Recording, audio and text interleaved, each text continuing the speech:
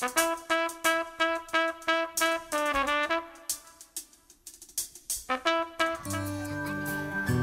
maliit na barong-barong sa Malabon, naabutan namin si Lina na busy sa pananahi ng basahan.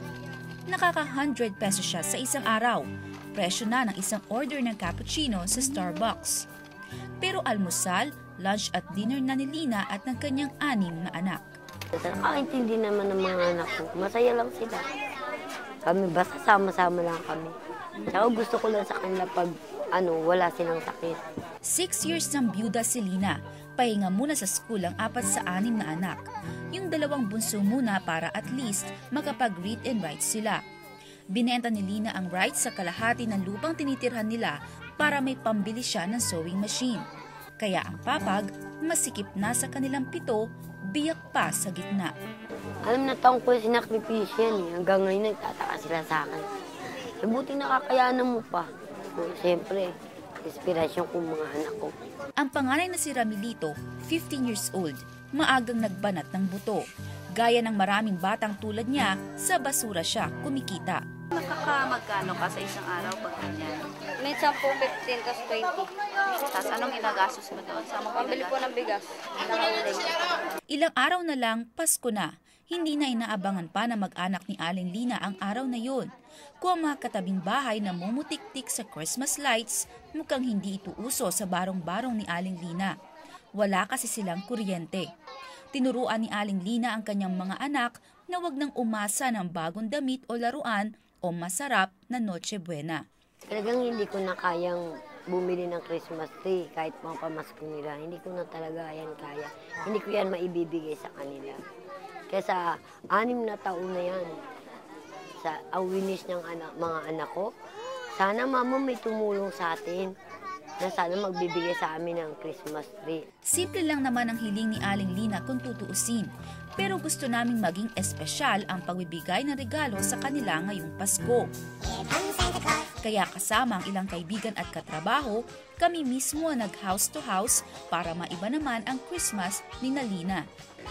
Ang misyon namin ngayon ay manghingi ng mga lumang damit, lumang house decors, at mga bagay na pwedeng mapakinabangan pa ng pamilya ni Aling Lina. Mula sa mga lumang damit, laruan, gamit sa eskwela, upuan, at higaan, kusang ibinigay ng mga nilapitan namin. Ang 12 anyos sa si Kisha, masayang iniabot sa amin ang sariling Christmas tree mula sa kanyang kwarto. Second hand man daw na maituturing, ang importante galing sa kanilang puso. Para po sa inyo, sana magustuhan nyo. Merry Christmas po.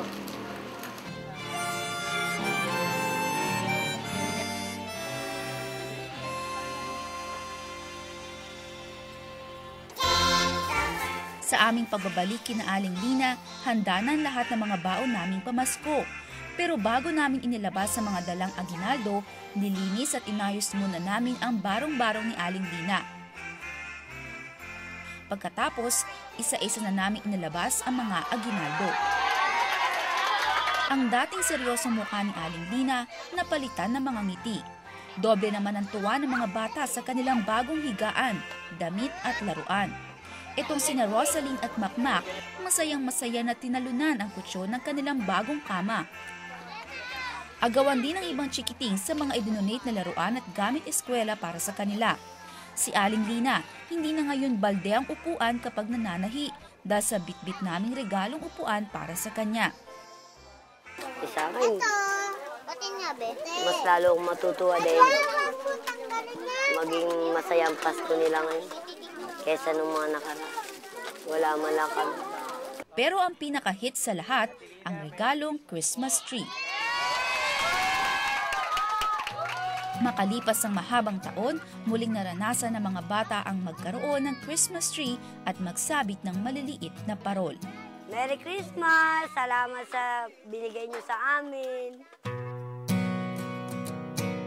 Ang kaunting naibigay namin at ng aming mga kaibigan, malaki na ang nagawa para mapasaya ang isang pamilya ngayong Christmas.